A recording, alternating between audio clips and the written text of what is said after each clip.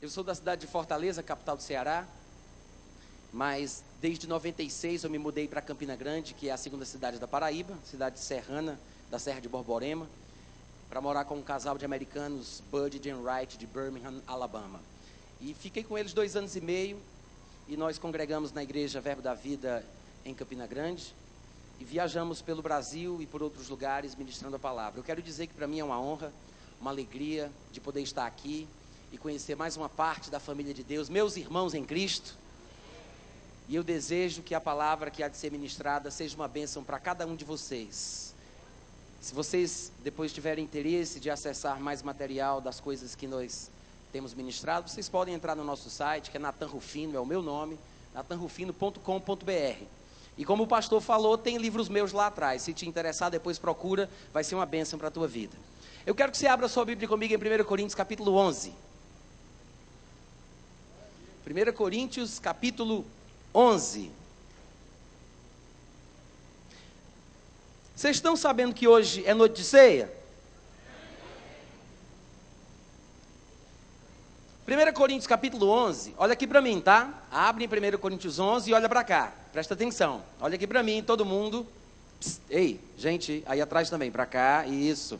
Ó, 1 Coríntios 11 é o texto, como nós sabemos, que é usado nos momentos de celebração da ceia. Pelo menos eu acredito que seja, né? Vocês devem usar aqui também. Os versículos 24, 25, 26, mais ou menos aqui nesse miolo do capítulo 11 de 1 Coríntios, são os versículos que comumente são lidos no momento em que nós vamos tomar a ceia do Senhor. E é muito interessante que nós usemos os versículos de 1 Coríntios 11, mas é também bastante curioso, porque afinal de contas, Paulo, dos escritores do Novo Testamento, é aquele que foge à regra, porque ele não esteve na noite que o Senhor Jesus foi traído, em que ele tomou o pão e disse o que Paulo disse que ele disse. Paulo não estava lá, Paulo não fazia parte dos 12, Paulo não esteve com Cristo na terra. Amém, obrigado, viu gente? Os irmãos estão me acompanhando? No entanto, é exatamente o texto de Paulo que a gente usa. E eu acho isso maravilhoso, porque no meu ponto de vista, não existe explicação mais sublime, mais direta e objetiva a respeito do significado da ceia, do sentido da ceia, do propósito de ser da ceia, do que o texto de Paulo. Muito provavelmente, ao longo da mensagem, nós leremos aqui parcialmente, mas 2 outros textos que também se referem ao momento da ceia, que se encontram em Lucas 22 e João capítulo 13. Mas é aqui em 1 Coríntios 11 que nós temos a explicação maior do seu verdadeiro significado. E eu sei que nós usamos o texto de 1 Coríntios 11 para falar da ceia, para tomar a ceia, para celebrar a ceia. Mas pasme você, é em 1 Coríntios 11 que Paulo vai dizer o que não é a ceia. O texto que nós lemos é uma expressão de indignação, de tristeza e revolta da parte de Paulo. Paulo está triste com os coríntios, até certo ponto decepcionado, porque eles estavam comendo o pão, eles estavam bebendo o vinho, mas não estavam praticando a ceia enquanto aspas, celebravam. É por isso que no versículo 20 ele vai dizer: quando pois vos reunis no mesmo lugar, não é a ceia.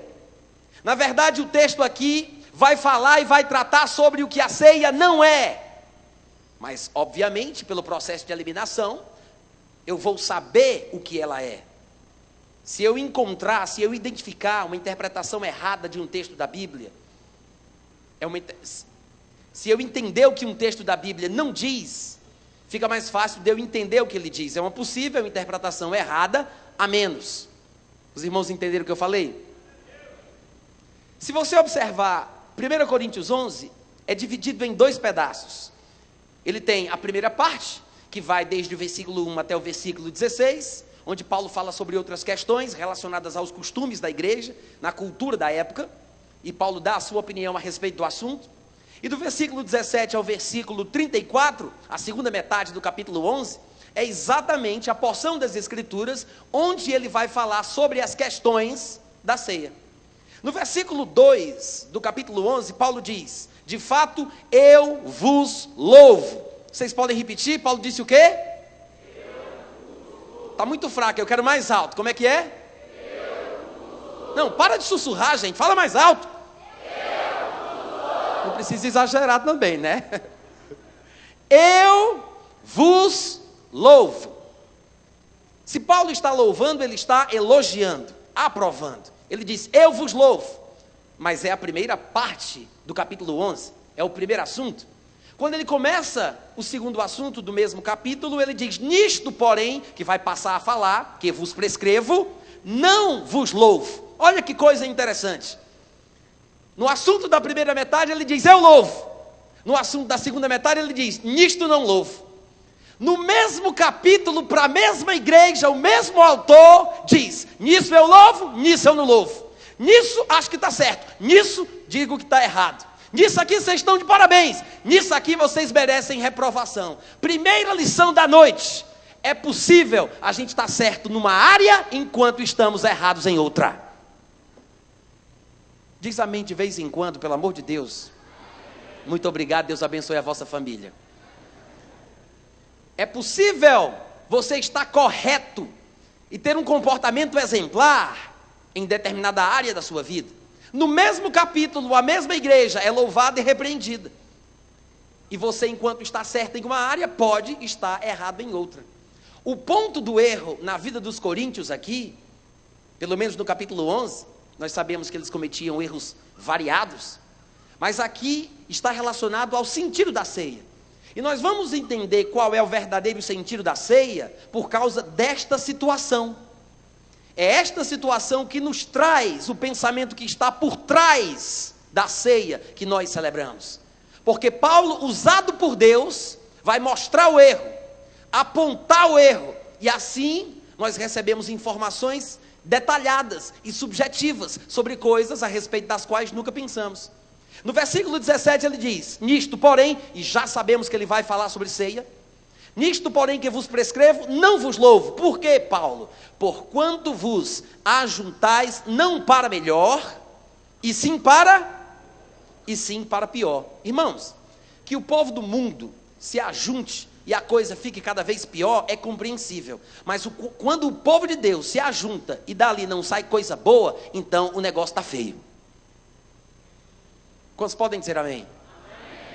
É curioso Paulo dizer, vocês estão se ajuntando e isso não está melhorando a situação, isso não está fazendo bem ao povo que se congrega ou que se ajunta, não está abençoando a igreja. O ajuntamento de vocês é para o mal. É por isso que ele diz, não posso elogiar o que está acontecendo na vossa igreja. Isso aqui Paulo estava escrevendo aos Coríntios. Mas é interessante que nós leiamos textos como este. Alguém poderia pensar, irmão Natan, mas eu não acredito que nós tenhamos esse tipo de problema aqui na igreja. Aqui todo mundo anda em amor, é espiritual. Tem uns até que tem asa nas costas. Mas se a igreja não tem problema, então isso aqui serve de vacina. Porque só se vacina quem não adoeceu. Se existe algum problema em algum grupo, então é o remédio. O importante é que vai ser bênção para todo mundo. Porque Paulo vai falar, e eu quero que você preste bem atenção nisso que vou dizer aqui. Paulo vai falar exclusivamente sobre relacionamento interpessoal. Você vai observar que o assunto sobre o qual Paulo trata, quando ele trata sobre o sentido da ceia, é relacionamento com as pessoas. Trato com as pessoas, sobre questões de relacionamento interpessoal. Amor, falta de amor, perdão, mágoa, ressentimento, menosprezo, divisão. Era um ajuntamento que não fazia bem, era um ajuntamento que fazia com que as coisas ficassem cada vez piores. Por isso é que ele diz, não posso louvar vocês, porquanto vos ajuntais, mas não é para melhor, e sim para pior. Porque antes de tudo, ele diz no versículo seguinte, versículo 18, estou informado a haver divisões entre vós quando vos reunis na igreja. Ou seja, vocês vão para o mesmo templo, se reúnem no mesmo lugar, se ajuntam como congregação, mas tem gente que não fala com as outras, tem gente que está com raiva das outras, Existem grupinhos, panelas, divisões, gente que não se dá, que não se fala.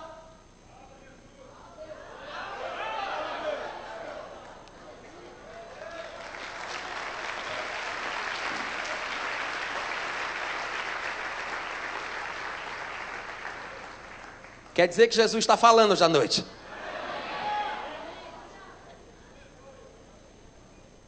Eu não vou nem dizer o que é que vem pela frente. Antes de tudo, Paulo diz: estou informado a haver divisões entre vós, quando vos reunis na igreja. Divisão entre os membros do corpo de Cristo. Porfia, ciúmes, dissensões, contendas, falta de perdão, mágoa. Mal sabe aquele que se permite ficar magoado em seu coração contra alguém. Mal sabe que a pessoa que guarda a mágoa, guarda o ressentimento, é como um louco que toma veneno e espera que o outro morra. A mágoa consome a pessoa que está magoada. E o pior ainda é que a Bíblia diz que a raiz da amargura, ela produz frutos amargos, que pode contaminar a muitos. É por isso que a Bíblia fala que as más conversações corrompem os bons costumes. Costumes são coisas que são praticadas frequentemente. Bom costume é coisa boa que deve se fazer sempre. Se a má conversação muda o comportamento bom dos irmãos, é porque a conversação ruim, a conversação de mágoa, é um veneno que contamina, que prejudica, que prolifera o mal. Mas esse veneno que sai da boca de um para contaminar o outro, está corroendo por dentro daquele que fala.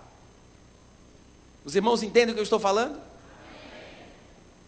A Bíblia diz a linguagem de tais homens, falando de Fileto e Himeneu.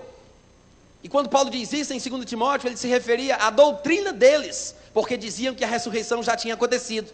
E Paulo, falando disto, de uma doutrina errada, ele diz: a linguagem deles corrói como câncer. Paulo dizendo a doutrina errada de que a ressurreição já aconteceu, corrói como câncer. Imagina um irmão que fala mal dos outros, que critica os outros, que até calunia. Nós, como crentes, a Bíblia ensina que não devemos levar o irmão a juízo, não devemos levar os irmãos aos tribunais, não devemos processar os outros. Pelo contrário, nós devemos sofrer injustiça por dever de nossa consciência para com Deus. A Bíblia nos estimula a sofrer o dano. Mas por causa disso, alguns crentes mais carnais se aproveitam e ficam falando mal dos outros, caluniando, fofocando. No dia que você falar mal de um crente carnal que não respeita a Bíblia e levar um processo nas costas, no instante você aprende. Diz, fala mais Jesus. Ah, irmão Natan, mas você não sabe, eu estou compartilhando sobre ele em amor, porque eu quero trazer um peso de intercessão. Não, isso é fofoca. Tudo bem, irmão Natan, você me pegou, mas eu estou fofocando em amor. Quantos aqui sabem que não dá para fofocar em amor? Mas a divisão, ela começa do sentimento ruim. Todo comportamento é consequência de um sentimento, que é gerado por causa de um pensamento. Os nossos pensamentos geram sentimentos que determinam nossas ações. Vocês podem repetir comigo? O pensamento gera um sentimento que determina o comportamento. Vocês querem um exemplo? Só vou dizer se vocês disserem que querem ou não. Querem o exemplo ou não querem? O exemplo forte ou o exemplo fraco? Eu vou perguntar de novo, viu? O forte ou o fraco? Tem certeza? Vocês que pediram. Imagina uma senhora completamente banguela, sem dentes superiores ou dentes inferiores. Gengiva com gengiva. Imagina ela pegando uma lâmina de barbear, Gillette ou qualquer marca, e colocando em pé na vertical, apoiando nas gengivas. E aí ela bota força e crava. Depois puxa. Olha aí o pessoal, tem gente fazendo assim, ó.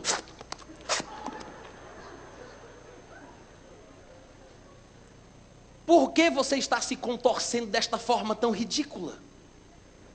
Eu não toquei em você. Eu não encostei em você. Ó, a menina, como é que ela está? Sabe por que isso? O pensamento gera o sentimento. Ah, mas eu não queria fazer isso. Então você não deve sentir isso. E para não sentir, você não deve pensar. Depois que pensou, o sentimento vem e o comportamento é quase instintivo. O pensamento gera o sentimento determina o comportamento. E muitas vezes, nós queremos controlar nosso comportamento, mas não pensamos em controlar o que a gente pensa sobre as pessoas. E na hora que vem a pressão, sai. É por isso que é importante olhar a listinha do que se pode pensar e do que não se deve pensar. Porque quanto mais a gente pratica o pensamento certo, na hora da pressão só vai sair o que a gente pensou. Os irmãos entendem o que eu estou falando? E Paulo está recriminando os coríntios por causa disso. Confusão na igreja, falta de perdão, mágoa, divisão. E no versículo 19 ele diz: até mesmo importa que haja partidos entre vós, para que também os aprovados se tornem conhecidos em vosso meio. O que é que vocês acham, hein, desse versículo aqui que eu acabei de ler? Não é interessante? Não é um pouco estranho? Paulo diz: estou informado que há divisões quando vocês se reúnem na igreja. Ele diz: vos ajuntais não para melhor e sim para pior. E depois ele fala: até importa que haja partidos entre vós. Será que, olha aqui para cá, será que Paulo estava querendo dizer que toda congregação cristã tem que ter os seus partidos? Será que Paulo estava dizendo que orava a Deus para que toda a igreja tivesse os grupinhos, os seus partidários, partidos e divisões? Claro que não. Paulo está falando especificamente da situação de Coríntios, dos coríntios. Ele está falando sobre os irmãos desta cidade, desta igreja. Era uma situação específica, então Paulo fala de forma específica. Os coríntios eram muito carnais. E era uma situação extrema, e em situações extremas é preciso tomar medidas extremas. Então por isso é que Paulo apela para uma declaração como essa, que ele não diria para qualquer congregação. Ele diz: rapaz, vocês são tão carnais, vocês estão tão na carne, é uma confusão tão grande, tão generalizada, que eu vou ser sincero, eu até prefiro que tenha partidos na igreja de vocês, porque pelo menos assim, quem anda de forma correta vai ficar isolado daqueles que não prestam, porque quem quer fazer a vontade de Deus não se mistura com quem não quer.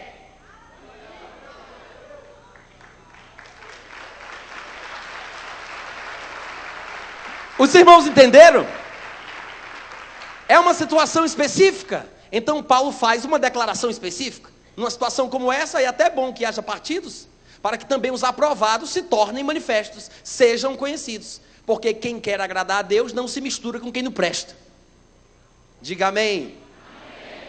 Aí ele diz no versículo 20: por isso, quando, pois, por causa das coisas que ele vem descrevendo desde o versículo 17, pois, por isso, por causa disso, quando vocês se reúnem no mesmo lugar, não é a ceia.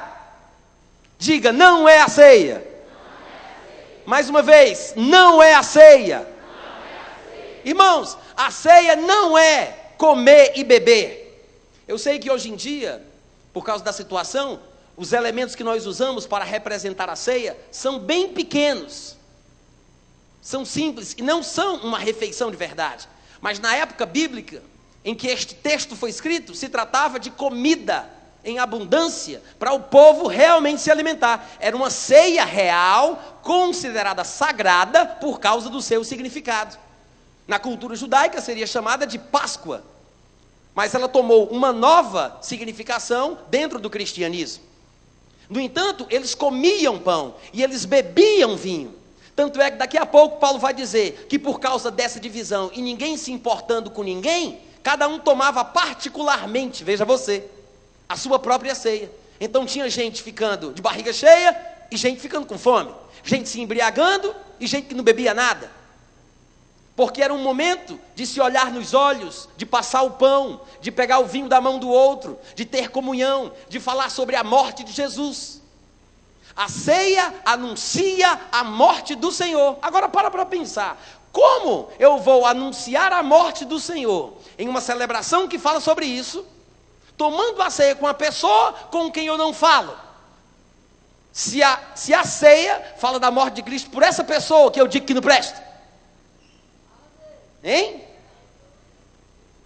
Que incompatibilidade. Como é que eu pratico a ceia justamente desprezando e menosprezando uma pessoa por quem Jesus morreu? Se a ceia fala da morte de Cristo por aquela pessoa de quem eu estou de mal.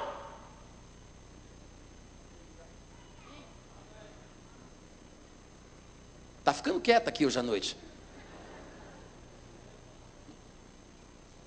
E eu não quero aqui parecer muito generalizado, não. Eu quero deixar a coisa bem clara. Eu quero que você pense naquele irmão que deve estar aqui na igreja, que se sentava do teu lado e que hoje foi lá para trás porque te passou um cheque sem fundo. E está com vergonha de você. Aquele irmão que está te mentindo, que não está atendendo tuas ligações, que está com medo de falar contigo. Pensa naquela pessoa que te roubou, que te deu um calote. Naquela pessoa que mentiu, que te falou de ti pelas costas. Dá uma olhadinha aí para trás, vê se ele está aqui hoje à noite. Eu estou falando dessas pessoas com quem nós convivemos, que nós sabemos o que fizeram ou deixaram de fazer. A questão é, gente, nós vamos viver o cristianismo de verdade ou não? Porque a essência do cristianismo é o amor. E se tem uma coisa que nós podemos dizer que o amor é sofredor. Então alguém pode pensar, mas essa pessoa não merece misericórdia. Se merecesse, não podia mais ser chamada de misericórdia. Misericórdia é para quem não merece. Se for por merecimento, não é misericórdia. Eu estou pregando bem hoje à noite. Cadê os amém, os aleluia? A pessoa não merece, mas a misericórdia é uma expressão divina que demonstra o amor pela pessoa que não merece. Deixa Deus te usar, meu irmão. Perdoando, amando, com o mesmo amor e com o mesmo perdão que você recebeu. A ceia fala sobre isso. Por isso é que ele diz, vocês comem o pão. Eu sei que vocês estão até se embriagando. Vocês estão bebendo vinho, mas isso aí não é ceia. Ceia não é comer, não é beber. É muito mais do que isso. É pensar. É por isso que Jesus vai dizer, façam isso em memória de mim. Pensando no que representa. Pensando no que significa. Pensando no que ele fez pela pessoa com quem você não fala.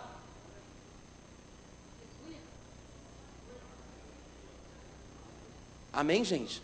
Amém. O quê? Amém. Não, peraí, eu estou ouvindo alguém ali atrás. Até a sogra? Sim. Até a sogra. Mas você não conhece a minha sogra. Ela não é minha, é sua. Mas eu não consigo amar a minha sogra. Eu não consigo amar fulano de tal. Eu não consigo, Natan, eu não consigo. Meu irmão, a Bíblia diz que o amor de Deus foi derramado em nossos corações. Não é qualquer amor, não. Eu acho melhor vocês pararem de bater palma, porque o negócio vai engrossar. Não é qualquer amor, não. A Bíblia diz, o amor de Deus foi derramado em nosso coração. Se você não está conseguindo amar, ou o amor de Deus não está no seu coração, ou você está andando na carne, porque o fruto do Espírito é amor. Quem anda na carne, fica magoado, ressentido, ofendido, chateado.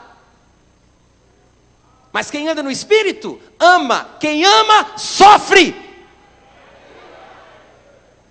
O amor é sofredor.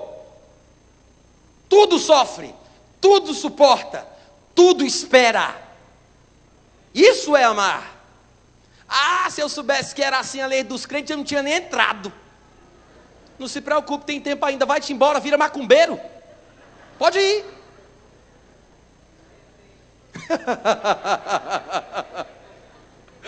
É apenas uma retórica de púlpito. Agora, se você quer continuar no corpo de Cristo, servindo a Deus, agradando ao Senhor, meu irmão, pratique a palavra. Não adianta nada colocar o pão na boca e beber o suco, abrir os olhos e voltar para casa com mágoa no coração. Para falar a verdade, Paulo vai dizer poucas e boas aqui em 1 Coríntios 11, para o tipo de gente que pensa que pode fechar os olhos e comungar da ceia. Você vai ver que no versículo 22 ele diz, 21, ao comerdes cada um toma antecipadamente a sua própria ceia. Existe ceia própria, gente? A ceia é uma ideia de comunhão, é a comunhão do corpo de Cristo, é a comunhão do cálice de bênção. E ele diz, cada um toma a sua própria ceia, por isso é que fica gente com fome, ao passo que há também quem se embriague. Estava tudo desorganizado, ninguém pensava em ninguém. E por isso no versículo 22 ele diz, vocês não têm casa não para ir comer e beber? Vocês estão pensando que a ceia é questão de comida e bebida? O que é que Paulo está dizendo? Se você vem para cá porque a ceia era uma refeição considerada sagrada por causa do seu sentido, ele diz, se vocês estão pensando que a ceia é comida e bebida, eu vou dizer uma coisa, pode voltar para casa. Vocês não têm casa não para comer e beber? Se for só para comer e beber, meu irmão, vai-te embora. Diga assim, bufo. Vocês sabem o que é que significa? Bufo. É tome. Lá do Ceará é assim que se interpreta. Deu na lata. Vão para casa. Quer comer, quer beber? Vai para casa, meu irmão. Porque a ceia é mais do que isso. E Paulo argumenta mais, ele diz, tudo bem, quer dizer que vocês têm casa para comer e beber, mas vocês vêm de propósito para fazer pirraça, ou seja, para menosprezar aqueles da igreja de Deus com quem vocês estão com problema. Esse é o objetivo de vocês estarem aqui nesse momento? Menosprezar a igreja de Deus e envergonhar os que nada têm? Aí Paulo faz a pergunta, o que é que eu devo dizer numa situação como essa? Que vos direi? Vou louvar vocês? Vou elogiar esse comportamento? Ele diz, com certeza não. É como nós vimos no versículo 17, nisto, na questão da comunhão, dos relacionamentos interpessoais, na questão da convivência, na questão do perdão, da prática do amor, ele diz, não posso louvar vocês. Vocês estão se ajuntando para pior e não para melhor, vocês estão divididos, apartidos entre vocês, uns estão com raiva do outro, estão se desprezando, se menosprezando, envergonhando os que não têm nada, não há amor, não há misericórdia, não há compaixão. Pode comer quantos bocados de pão você quiser, não vale nada.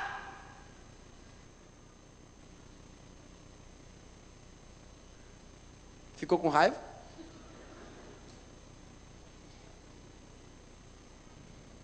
E no versículo 23 Paulo diz, porque, a razão pela qual ele diz tudo isso, porque eu recebi do Senhor, glória. É isso que faz diferença no tom grave e sério de Paulo. Porque Paulo sabia de quem ele tinha recebido a explicação do significado da ceia. Paulo não estava lá junto com os 12. Paulo não fazia parte dos discípulos mais íntimos.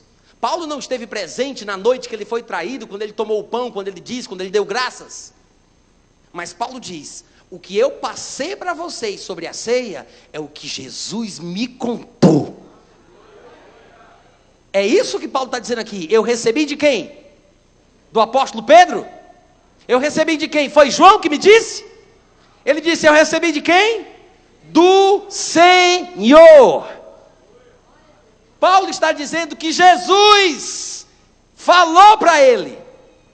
Irmãos, basta fazer um estudo rápido sobre o ministério de Paulo e as coisas que ele pregava e ensinava, que nós vamos descobrir que as coisas que ele dizia porque tinha aprendido diretamente, pessoalmente de Jesus Cristo. Em Atos 23, 14 e 15, Deus disse, Ananias disse a Paulo, o Deus de nossos pais de antemão te escolheu, Paulo, para conheceres a vontade dele, para que você, Paulo, veja o justo e ouça uma voz da sua própria boca, porque terás de ser sua testemunha diante de todos os homens das coisas que tens visto e ouvido. Ananias, enviado por Deus até Paulo, com esta mensagem: Deus te escolheu para ver o justo Jesus e ouvir uma voz da própria boca dele. Diga aí, o homem foi chamado por Deus para ver Jesus? Olha só que lindeza esse chamado de Paulo. E não é o único texto que fala sobre isso. Em Atos 26:16, quando Jesus lhe aparece e ele pergunta: quem és tu, Senhor? E ele diz: eu sou Jesus a quem tu persegues. E no versículo 16, Jesus diz a Paulo: mas levanta-te e firma-te sobre os teus pés. Por quê? Por isto eu te apareci. Olha o que Jesus vai dizer: por isto te apareci, para te constituir ministro e testemunha, tanto das coisas em que me vistes agora, como testemunha e ministro das coisas pelas quais te aparecerei ainda. Jesus disse: Paulo, eu te apareci para eu mesmo te constituir ministro e testemunha. Testemunha e ministro de quê? Das coisas que você vai aprender agora nessa visão, como também ministro e testemunha daquelas coisas em razão das quais eu ainda vou te aparecer. De fato, Paulo registra em Gálatas capítulo 1, versículo 11 e 12, dizendo: faço-vos, porém, saber, irmãos, que o evangelho por mim anunciado não é segundo o homem, porque não recebi, nem o aprendi de homem nenhum, mas foi mediante revelação do próprio Jesus Cristo. Paulo está dizendo,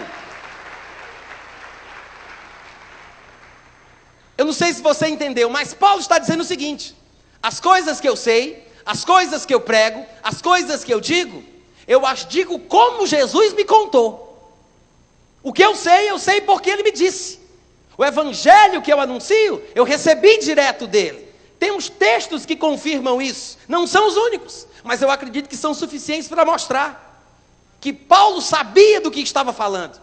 É por isso que ele diz no versículo 23, a razão pela qual estou indignado com o comportamento de vocês, dessa falta de amor de uns para com os outros, desta divisão generalizada, desta mágoa no coração de alguns, é porque Jesus me disse.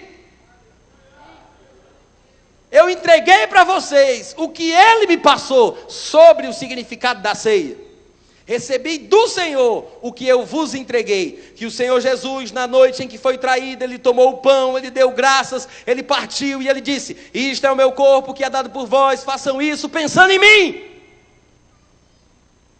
Você consegue imaginar Jesus aparecendo a Paulo, como ele costumava fazer, porque foi Jesus quem disse: tu serás ministro e testemunha, tanto das coisas em que vistes agora, como daquelas coisas pelas quais vou te aparecer.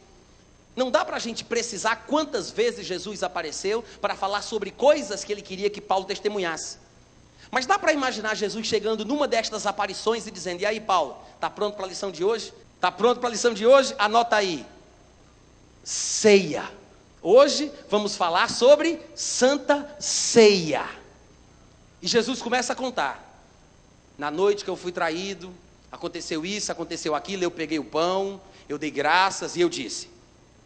E isto significa isso, e Paulo recebeu a revelação direta de Jesus. E é um Jesus sem limitações, porque é um Jesus ressurreto, fora das prisões e das paredes da cultura judaica. Ele não tinha mais que andar pisando em ovos, porque quando ele estava na terra, ele tinha limites. Ele não podia falar tudo aquilo que queria. Ele disse aos discípulos: se eu falar, vocês não vão aguentar. Vinho novo só se põe em odres novos. Ele não podia dizer tudo, mas ele garantiu que quando o Espírito da verdade viesse, o Espírito revelaria todas as demais coisas. Mas Jesus não podia falar tudo. E agora, quando Jesus aparece a Paulo, é num outro tempo, sem limite, sem barreira, sem preconceito. E Paulo ouviu de Jesus tudo o que Jesus tinha para contar, sem papa na língua. Não é à toa que Paulo foi escolhido por Deus para escrever a maioria dos livros do Novo Testamento. Não é à toa que Paulo é a referência das referências. Pedro, um homem que teve intimidade com Deus profunda, uma das colunas da igreja de Jerusalém. Pedro, Tiago e João. Pedro admirava as coisas que Paulo falava, estudava os escritos, os textos de Paulo. É ele quem diz isso. Lá em 2 Pedro, no capítulo 3, no versículo 15 em diante, ele diz: e tende por salvação a longanimidade de nosso Senhor Jesus Cristo, como também o nosso amado irmão Paulo vos escreveu, como é seu costume fazer, em todas as suas epístolas, nas quais há coisas difíceis de entender, que os indoutos e inconstantes distorcem, como também fazem com as demais escrituras. Pedro disse: eu sei o que Paulo escreve em todas as suas epístolas. Como é que Pedro sabia? Paulo nunca escreveu para Pedro, ele escreveu a Tito, a Timóteo, a Filemon, mas a Pedro ele nunca escreveu. Porque Pedro sabia tudo que Paulo escrevia? Porque Pedro colecionava os livros de Paulo, as cartas de Paulo.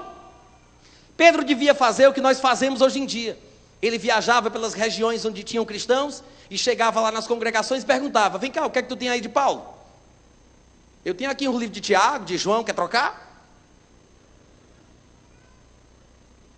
Pedro era fã. Pedro disse: eu sei o que Paulo escreve em todas as suas epístolas. Eu não entendo tudo não vou mentir. Pedro disse: eu não entendo tudo não, mas eu sei o que Paulo fala em todas as suas epístolas. Pedro era uma referência da igreja naquela época, mas aqui nós descobrimos que Paulo era uma referência para as referências.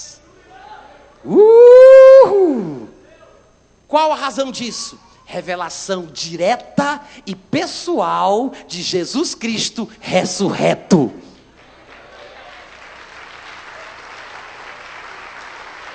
É exatamente por isso que o texto de 1 Coríntios 11 é o melhor para se falar de ceia. É o melhor, porque foi Paulo quem escreveu.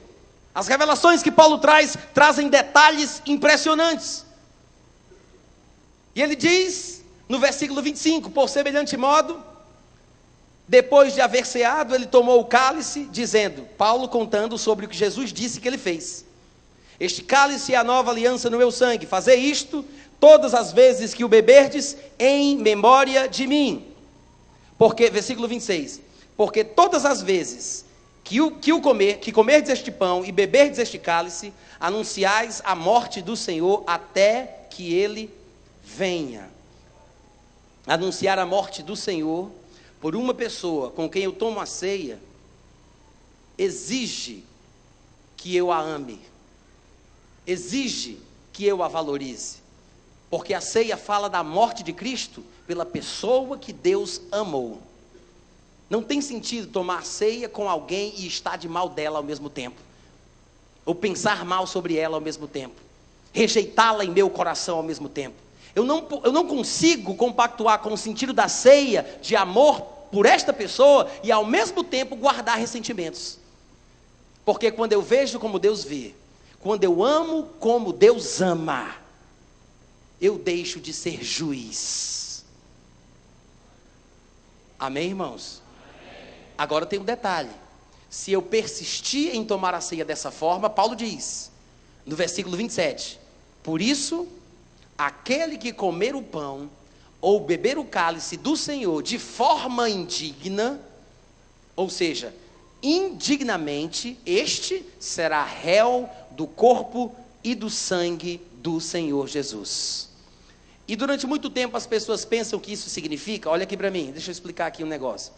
Muita gente pensa que isso que Paulo diz aqui se refere a pecados de diversas naturezas. Que a pessoa que vai tomar a ceia não pode ter cometido pecado naquela semana, ou que não pode estar trazendo pecados em sua vida, porque se ela vai tomar a ceia com pecados nas costas, ela está sendo indigna. Mas não é isso que Paulo está falando, porque o crente, quando ele peca, ele sabe que pecou.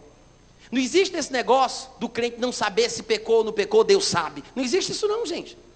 Quando você peca, você sabe que pecou. Porque a Bíblia diz, em 1 João, capítulo 3, no versículo 21, que se o nosso coração não nos acusar, nós temos confiança diante de Deus. Quando você peca, o teu coração te condena. O teu coração pesa. Quando você erra, você sabe que errou. E quando o crente peca, ele deve se arrepender e confessar o pecado imediatamente. É uma tolice pensar que o crente tem que dizer: puxa vida, meu Deus, pequei logo hoje, segunda-feira, depois da ceia. Só vou confessar agora, no próximo mês. Bom, mas já que eu pequei mesmo, vamos continuar, né, o serviço. Aí a pessoa peca. Não, mas no momento da ceia eu sei, o pastor vai pedir para eu confessar meu pecado. Então eu confesso logo tudo de uma vez. É tolice pensar que Paulo está falando que no momento da ceia eu tenho que confessar meus pecados. Crente não deve ter pecado para confessar no momento que vai tomar a ceia. Não é para ter. Não é normal. A não ser que você tenha pecado no momento do louvor, no momento do culto. Mas aí confessa logo. O problema é que não entendemos o que Paulo está falando. Paulo não está falando sobre pessoas que estão com pecados que não foram confessados. O crente deve confessar os seus pecados sempre, o mais rápido possível, e não guardar para o dia da ceia. Paulo não tinha nem isso em mente. Isso é interpretação moderna. O que Paulo está falando aqui é sobre você comer a ceia, é sobre você beber de forma indigna, ou seja, sem discernir o corpo de Cristo. Olha o contexto. O problema é que nós pegamos versículos fora do contexto e queremos que ele diga o que a gente pensa que ele diz. E a gente não examina os versículos anteriores e posteriores e traz a interpretação que quer. Isso é um perigo. Até hoje tem gente que quer que Deus fale com eles assim. Deus fala comigo, eu preciso só de uma palavra. Aí mexe para lá a Bíblia, mexe para cá a Bíblia, e mete o dedo e diz: fala, Deus! E Judas foi e enforcou-se. Não, fala sério, pai. Para lá, vai para cá, mais uma vez. Aí coloca o dedo, vai tu e faz o mesmo. Não, aí é demais. Espera aí, vamos tirar a prova dos 9. Mexe para lá, mexe para cá. Por que te demoras? Como é que fica? Hein? Tá achando engraçado? Pensa que não acontece não, né? Ou tá disfarçando a besteira que você já fez, hã?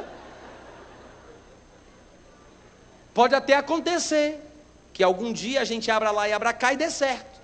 Mas essa não é a forma correta de se estudar a palavra e ouvir Deus falando contigo. Você tem que entender o contexto. Você tem que saber do que se trata. Quem está escrevendo? Para quem está escrevendo? Por que está escrevendo? Então quando Paulo diz: quem comeu o pão no versículo 27... e quem bebeu o cálice do Senhor indignamente, ele está falando do mesmo assunto. Ele não fugiu do assunto. Ele está falando sobre esse tratamento de uns para com os outros. É a forma indigna de se tomar a ceia. E se você pensa que isso não é sério, se a Bíblia diz que o maior mandamento é o amor, a falta de perdão e a mágoa só podem ser considerados os maiores pecados. Alô? É por isso que ele diz no versículo 28, examine-se, pois. Não é ninguém que vai te examinar, é você que sabe o que há no seu coração. Examine-se, pois, o homem a si mesmo, e assim coma do pão e beba do cálice. Não é para parar de comer, não é para deixar de comer, é para comer, mas comer de forma consciente, sabendo, se examinando e enxergando o que tem que ser feito. Sabe qual é o problema das pessoas quando elas se magoam umas com as outras? Elas vão orar para que Deus resolva o problema. Eu me lembro de 1 Pedro, capítulo 3, versículo 7, quando Paulo fala a respeito dos maridos que maltratavam as suas mulheres.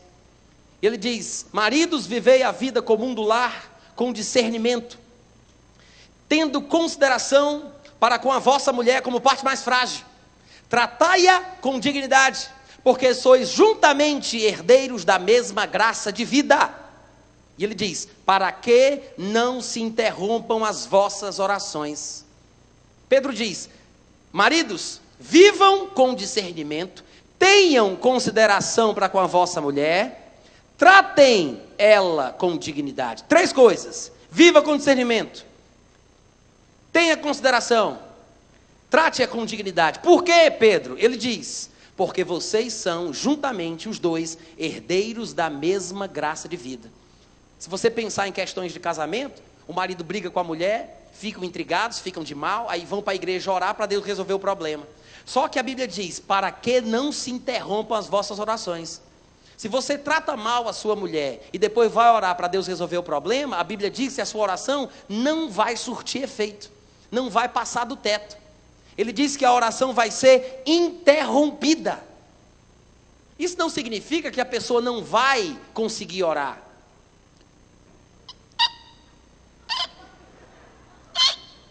Não é isso.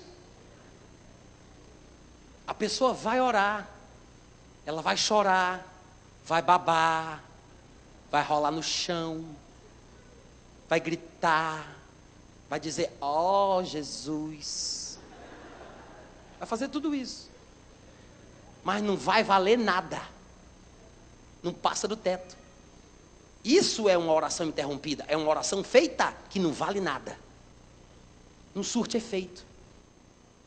É por isso que eu digo que quando alguém briga com alguém, discute com alguém, maltrata alguém, em vez de orar para pedir para Deus resolver o problema, seja homem, se levante, abra os olhos e peça perdão.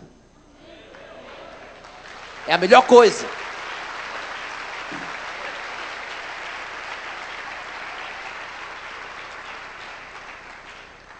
Em vez de ficar querendo ser espiritual de uma forma fingida, com os olhos fechados, cabeça baixada, falando com Deus. Vá pedir perdão, vá dizer que errou. Agora, os casais, mais facilmente do que os irmãos na igreja, refazem os seus laços de comunhão, porque são obrigados por contrato a ficar debaixo do mesmo teto. Vai ter que dormir na mesma cama, por via de regra. Aí quando eles percebem que não dá para suportar um clima de mau humor, aí vão por ali de um jeitinho do outro, tentando se aproximar, encosta o pezinho assim no outro, na cama, né? Para fazer as pazes. Só que o problema é que dentro da igreja, a gente não tem essa oportunidade. Então o que é que a gente faz? A gente dá um jeito. A gente tenta colocar um band-aid num ferimento a bala.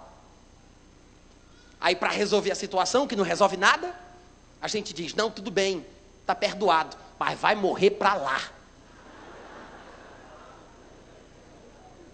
Isso é perdão, gente? Não. Jesus ensinou qual é a essência do perdão. Ele disse, se alguém te der um tapa no teu rosto, ele disse, oferece o outro lado para levar outro tapa. Diga aleluia. Isso é Bíblia. Deixa eu ser sincero com vocês, tá? Eu não acredito que Jesus estava falando sobre levar tapas literalmente. Eu não acredito nisso. Porque a Bíblia diz que às vezes tentavam jogar pedras nele e ele fugia. Tentavam jogá-lo de cima de um penhasco e ele passava por entre eles. A Bíblia diz que tentavam prendê-lo, mas ninguém conseguiu lhe pôr as mãos. Então provavelmente Jesus não estava falando sobre apanhar fisicamente e dizer, bata mais, bata mais. Não é isso que Jesus estava dizendo. Ele mesmo fugia.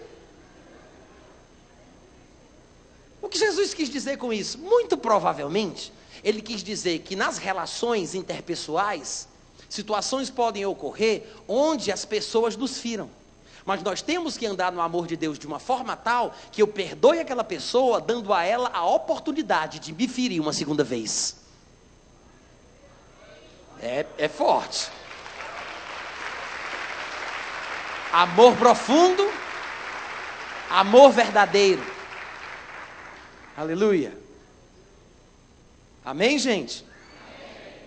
Veja que no versículo 27 ele diz, quem comer ou beber o cálice do Senhor indignamente será réu. Ele diz réu. No versículo 29 ele fala, pois quem come e bebe sem discernir o corpo de Cristo, come e bebe juízo para si. E lá no versículo 31 ele vai dizer, porque se nos julgássemos, não seríamos julgados. O réu que é julgado e recebe o juízo. O réu que é julgado e merece o juízo. Recebe o juízo. A pessoa se transforma em réu. Ela come e bebe o juízo para si. É como diz o versículo 29. Sim, é o juízo de Deus. Mas a pessoa é quem determina se este juízo vai se manifestar ou não em sua vida. É ela quem vai decidir se vai ou não vai mudar de atitude. Se vai ou não vai respeitar, discernir o corpo de Cristo. Se vai continuar tomando a ceia de forma indigna, avacalhada, de qualquer jeito, como se fosse comida e bebida, menosprezando os outros, magoado com os outros, ressentido dos outros, falando mal dos outros, se ajuntando para pior e não para melhor. Então Paulo está dizendo aqui que qualquer pessoa que insistir obstinadamente em guardar ressentimento, em tratar mal, em não discernir o corpo, está sendo réu. E há uma sentença que há de vir sobre esta pessoa. Não é à toa que Paulo diz no versículo 30, quer saber? É por isso que tem muita gente fraca espiritualmente dentro da igreja. É por isso. Não discerne o corpo, não perdoa, não ama, está dividido, se ajunta para pior e não para melhor. Duro de coração, carnais. É por isso que tem muita gente fraca, doente, e não poucos que morrem.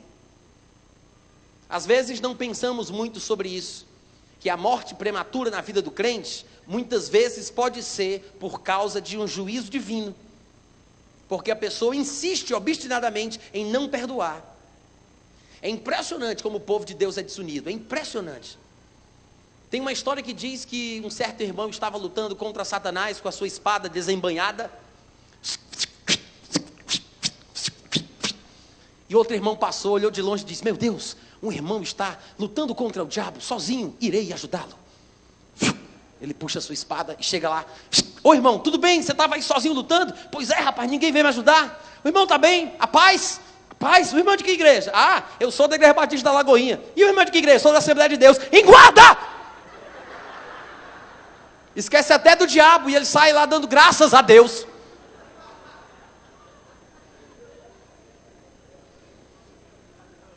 Desunião, intrigas, ciúmes, porfias, mágoas, ressentimentos, falta de amor, falta de perdão. Meu irmão, joga isso para o inferno.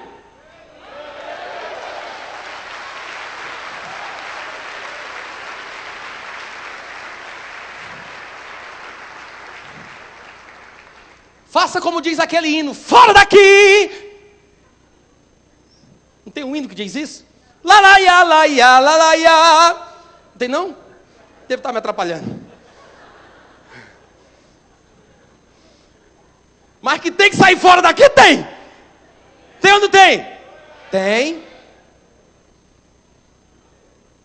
E, no versículo 32, Paulo diz, quando julgados, somos disciplinados pelo Senhor. E eu quero que você entenda que o juízo que ele está aqui fazendo referência é exatamente a fraqueza, a doença e a morte prematura. Porque se nos julgássemos, não seríamos julgados. Mas quando julgados, é porque não nos julgamos. E ainda assim, quando julgados, na verdade, estamos sendo disciplinados pelo Senhor para não sermos condenados com o mundo. Isso quer dizer que a coisa pode piorar de uma forma tal, a ponto da pessoa até perder a salvação. Para você ver como a falta de amor e o ressentimento é um veneno. É uma coisa do inferno mesmo. Porque ele diz, é muito melhor morrer mais cedo por um juízo divino, é melhor do que continuar vivo, vivendo essa porcaria de evangelho e parar no inferno. É melhor ser julgado por Deus e morrer mais cedo do que ser condenado junto com o mundo. Não vos enganeis, meus amados irmãos, por estas coisas vem a ira de Deus sobre os filhos da desobediência. Assim, pois, quando vos reunis para comer, esperem uns pelos outros. A questão não é só comida, vocês já entenderam. É a consideração, é o respeito, é a humildade, é o amor, o reconhecimento. Amém, gente? E ele diz, se alguém está com fome, vá para casa. Versículo 34. Se alguém está com fome, vá para casa, a fim de não vos reunirdes para juízo. Por quê? Porque menosprezam, desprezam a igreja de Deus. Quanto às demais coisas, ele diz: vos ordenarei quando for convosco. Palavras da salvação. Nosso coração está no alto, graças a Deus. Eu não sei fazer esse negócio. Amém.